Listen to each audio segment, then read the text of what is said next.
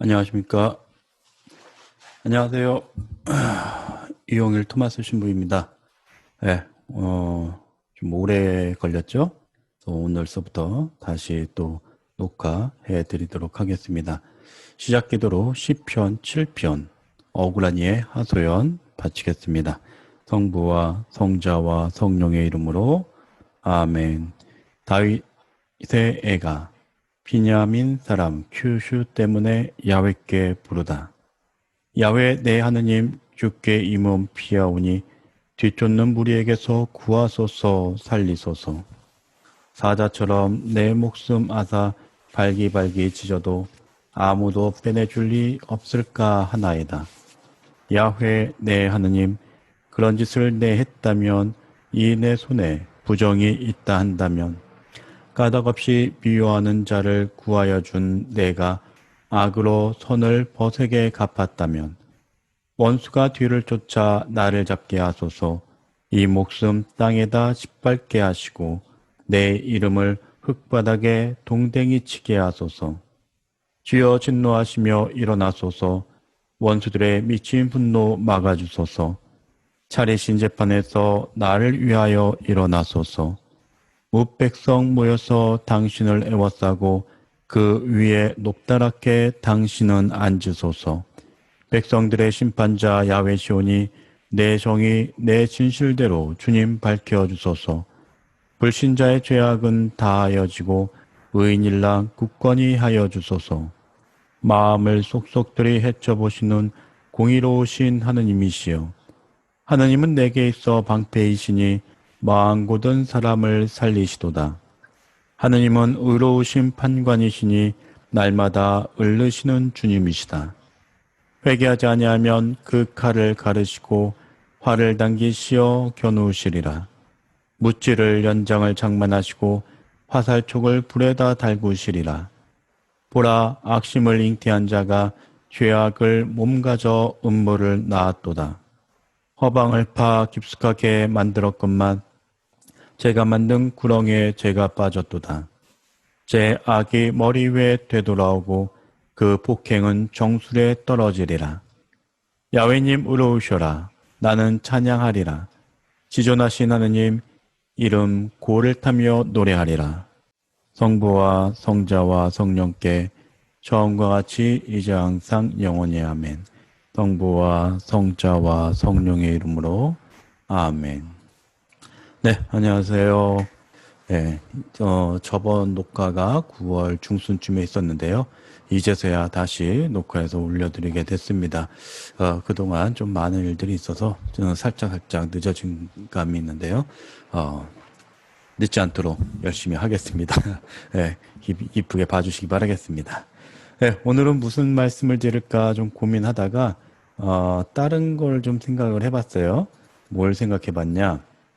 성인들 이야기 좀 한번 볼까 했습니다. 그래서 성인들 이야기 여러 가지 것들이 있는데 우선은 가브리엘 천사 이렇게 먼저 보겠습니다. 가브리엘은 하느님은 나의 힘 또는 하느님은 사람이시다 라는 말로써 그려지고 있습니다. 그리고 성수의 하느님의 전령으로서 나오게 되죠.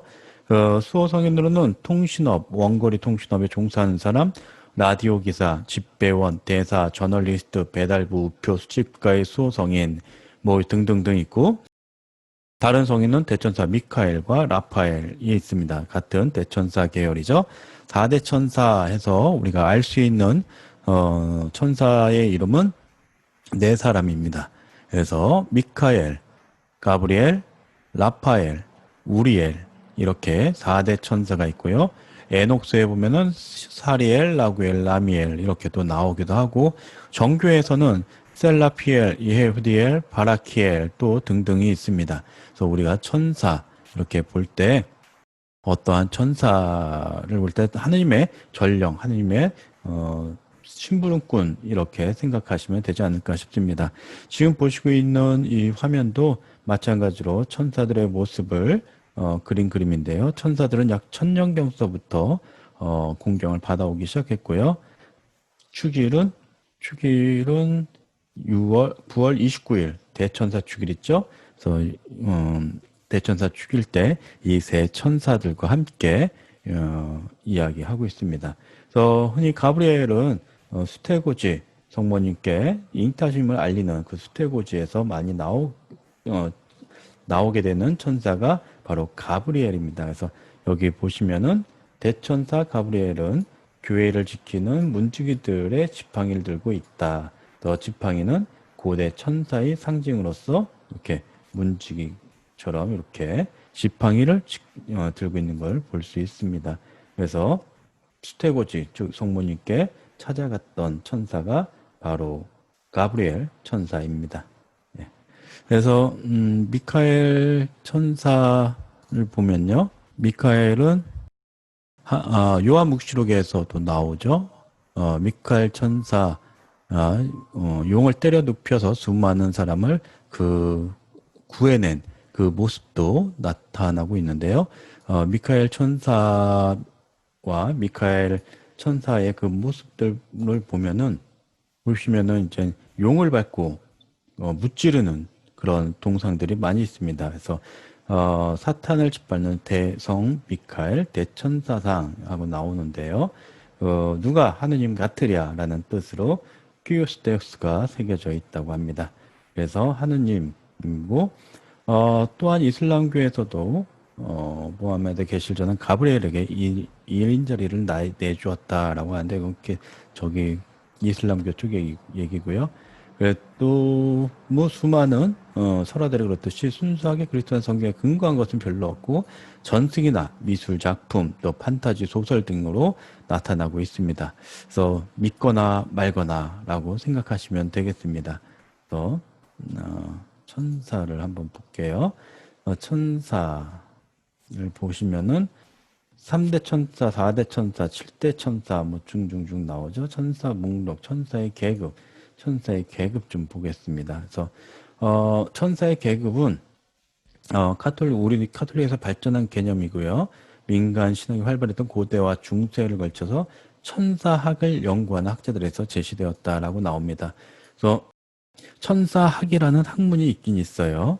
예, 그래서 제1계급 취품천사 세라핌, 케루빔, 세라핌과 케라빔까지는 우리가 참 많이 알죠.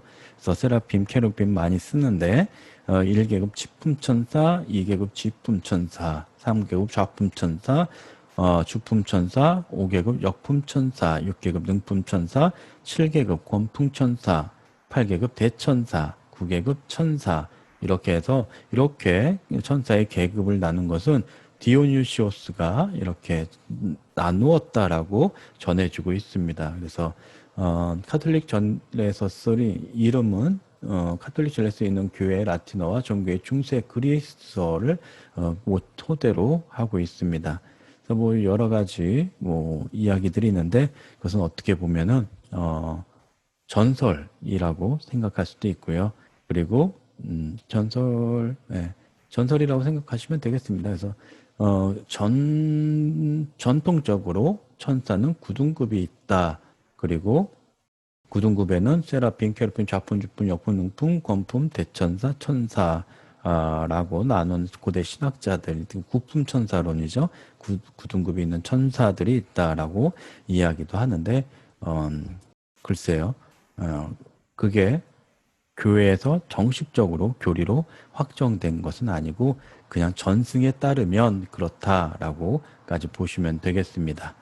네, 그래서 이 이야기를 해드리는 것은 우리가 이제 공부할 것이 바로 천사에 관해서부터 시작이 되겠습니다. 34 문항 천사는 무엇인가에서 시작이 됩니다. 천사는 무엇인가? 성경에서 보통 천사라고 부르는 육체를 가지지 않은 영적인 것들의 존재는 신앙의 진리입니다. 순수한 영적 피조물인 천사들은 지성과 의지를 가지고 있으며 그들은 인격적 피조물들로서 죽지 않는 피조물들입니다. 그들은 보이는 모든 피조물보다 훨씬 더 완전하며 그들의 영광의 광채가 이를 증명합니다. 라고 나오고 있습니다. 네. 항상 하느님 옆에서 하느님을 지키는 천사들이라고 보시면 되겠습니다. 예수 그리스도께서는 천사 세계의 중심이십니다. 왜냐? 그리스도가 곧 하느님이시기 때문에 그렇죠. 그들은 예수 그리스도를 통해 예수 그리스도를 위하여 창조되었기 때문에 예수 그리스도께 속합니다. 예수 그리스도께서는 천사들을 당신 구원 계획을 알리는 전령으로 삼으셨기 때문에 그들은 더욱더 그분께 속한 존재들입니다. 사람의 아들이 영광을 떨치며 모든 천사들을 거느리고 올 것이다. 모든 천사들을 거느리고 올 것이다. 마태복음에 나오는 말씀이죠. 그 천사는 그 존재 전체가 하나님의 심부름꾼이며 전령입니다. 그들은 하늘에 계신 내 아버지 얼굴을 늘 보고 있기 때문에 여기 마태복음 중요합니다. 하늘에 계신 내 아버지 얼굴을 늘 보고 있기 때문에 천사들께 또 우리의 수호 천사들께 기도할 때도 바로 하느님께 바로 전해질 것이다라는 믿음을 가지고 기도하시면 되겠습니다. 하나님의 말씀을 순히 들어 그 영의 시행을 능한 자들입니다.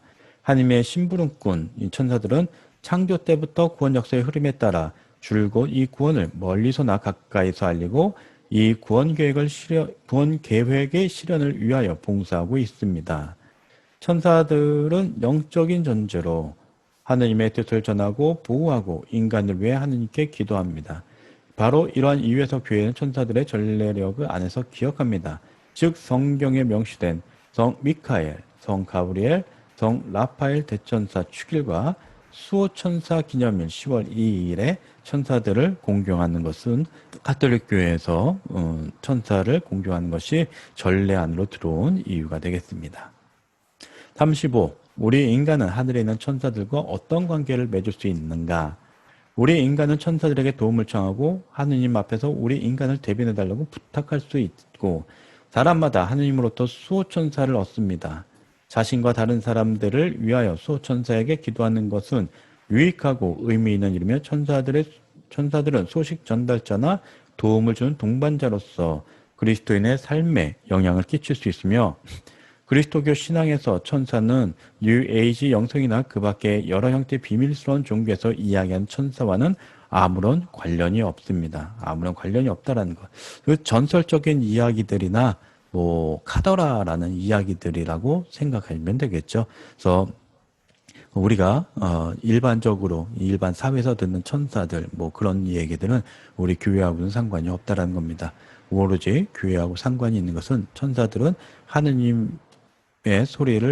하느님의 명령을 인간에게 전하거나 행하는 그런 존재로서 존재하고 있습니다.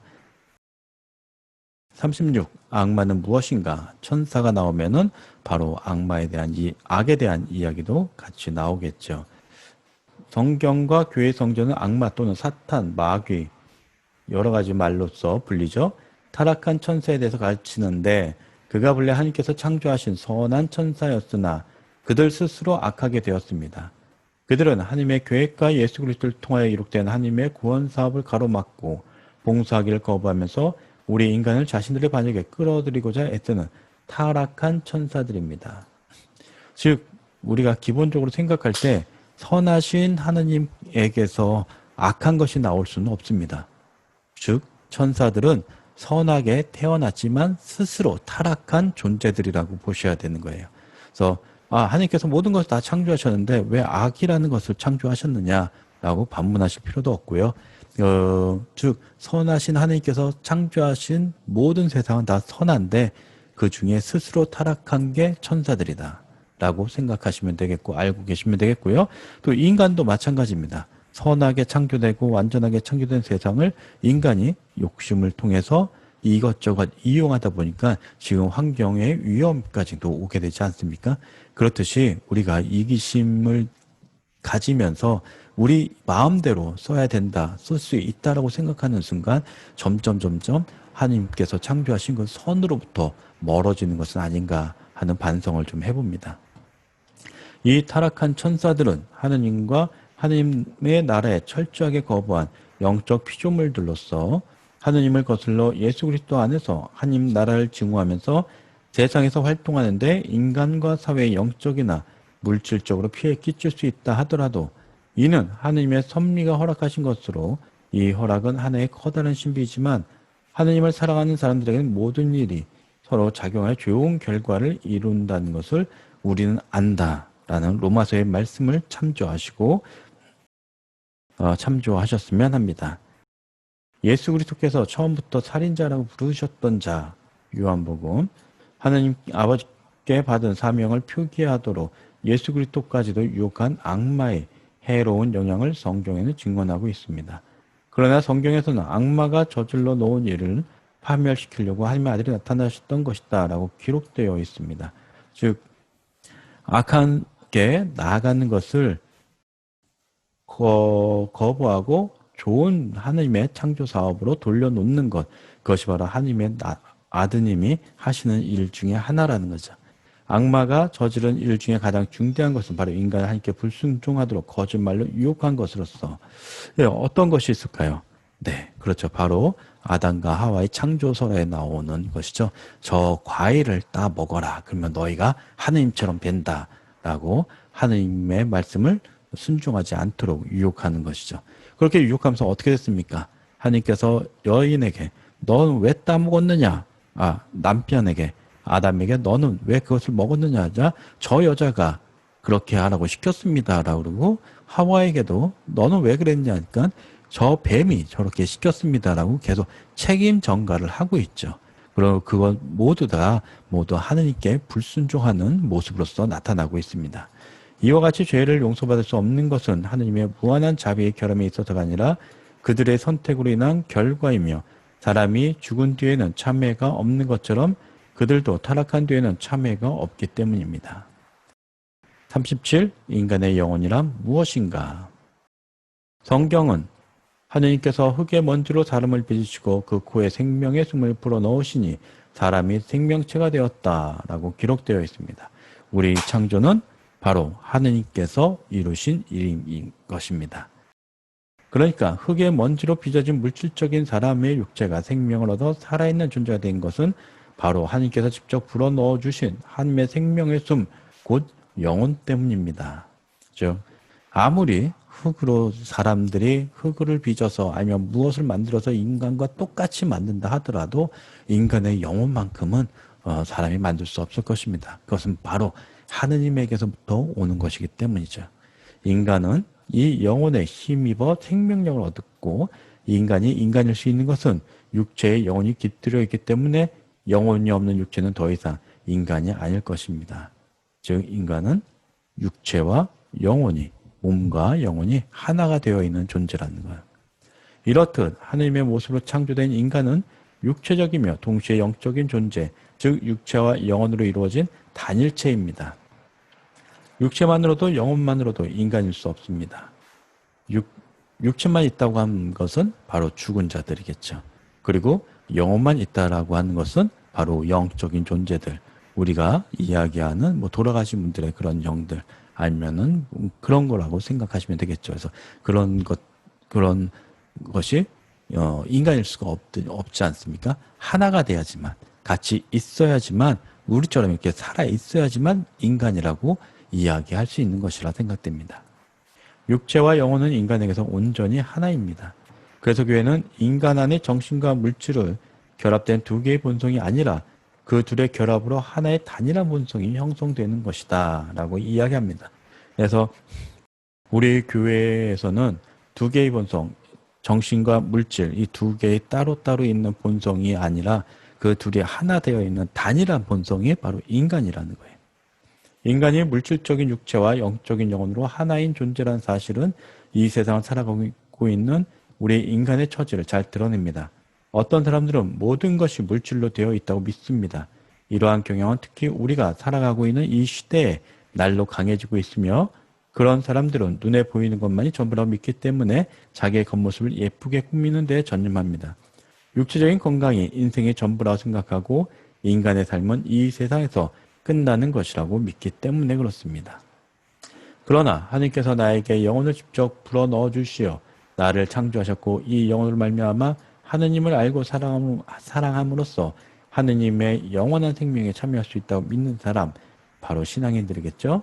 이 세상이 전부가 아닙니다. 그래서 눈에 보이는 것, 그들보다 지금 당장 눈으로 볼 수는 없지만 더 소중한 영적인 것, 영원한 것을 추구하는 것이 바로 우리의 신앙이 되어야 됩니다.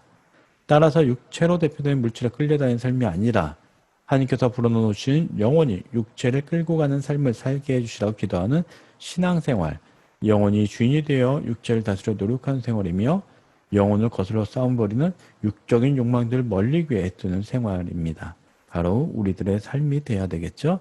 그래서 우리가 돈 하면서 살아가는데 그 돈만이 전부가 아니라는 것이죠. 그래서 뭐 방송 같은 데 보면은 어느 정도 연세가 드셔서 모든 것을 다 사회에 환원을 시키고 가시는 분들, 또 어려운 일들 하시면서도 차곡차곡 모아서 또 어려운 사람들을 위해 써달라고 기부하시거나 희생하시는 분들 보실 겁니다. 그분들이 과연 물질적인 것만 원했다면 과연 그렇게 할 수 있었을까요? 바로 그러한 것들이 인간의 육적인 욕망을 이겨내기 위해서 살아가는 분들의 모습, 또 어떻게 보면 신앙인들의 모습이 아닐까 싶습니다. 38. 인간에게 영혼이 있다는 것을 어떻게 알 수 있는가? 인간의 육체와 결합하여 하나의 본성을 이루고 있는 영혼은 물질이 아니기에 무게도 색깔도 없고 더욱 볼 수도 없습니다. 그러나 인간의 눈으로는 보이지 않는다 하더라도 눈에 보이지 않는 생각을 하여 옳고 그름을 판단하고 이에 따른 행동을 하는 것을 보면 인간에게는 생각을 할 만한 물질이 아닌 정신적 능력, 곧 영혼이 있다는 것을 알 수 있습니다. 우리 인간은 이와 같은 영혼으로 말미암아 하나님을 알고 사랑함으로써 하나님의 영원한 생명에 참여할 수 있는 것입니다. 39. 인간의 영혼은 왜 죽지 않는가?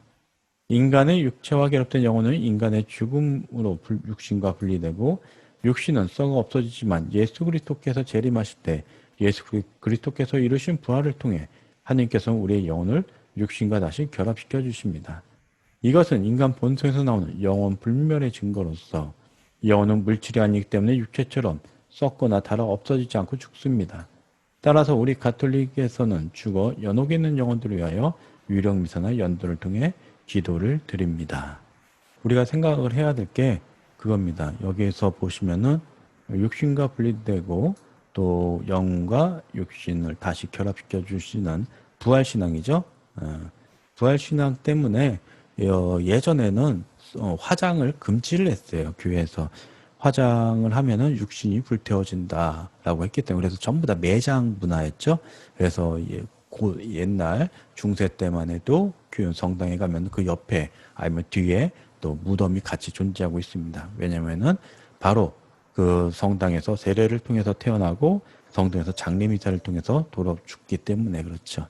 근데 지금은 부활의 개념이 좀 많이 바뀌었죠. 그래서 영혼 육신에 대한 개념이 바뀌었기 때문에 화장도 인정하고 있는 추세이기도 합니다. 그렇지만은 산골 뿌리는 거 산골은 교회에서는 금하고 있습니다. 왜냐면은 그래도 육신으로 있는 그 무엇인가는 계속 남아 있어야 되기 때문에 그렇죠. 그렇다고 뭐 산골 하면 너무 부활하지 못하느냐 그런 건 아닐 것입니다. 그래서 선하신 하나님께서 하시는 일이니까 우리가 믿고 따라야 되지 않을까 싶습니다. 그래서 우리는 우리의 신앙에서 가장 중요한 것은 우리는 부활이라는 그 부활 신앙을 믿고 살아가는 것이다라는 것을 생각하시면 되겠습니다. 네, 오늘은 여기까지 인간 영혼과 천사에서부터 시작해서 인간 영혼까지 했습니다. 다음 시간에 또 연결해서 드리도록 할 거고요. 제가 뭐 이것저것 사진 통해서 성지에 대해서 말씀을 드렸는데 지금 제가 그 사진을 계속 보고 있는데 문제는 인물 사진이 많아요. 그래가지고 인물 사진이기 때문에 또 초상권 문제도 있고 그래서 성지 소개나 뭐 다른 것들은 그때그때 보여드릴 수 있는 것들만 이렇게 추려가지고 중간중간에라도 보여드릴 수 있도록 하겠습니다. 예, 오늘 수고하셨고요. 또 매주 올릴 수 있도록 최선을 다해서 노력하겠습니다. 그리고 이 어려운 시기 잘 이겨나가시기 바라겠습니다. 감사합니다. 마친 기도하겠습니다. 성부와 성자와 성령의 이름으로 아멘. 영광이 성부와 성자와 성령께 처음과 같이 이제와 항상 영원히 아멘. 성부와 성자와 성령의 이름으로 아멘. 감사합니다.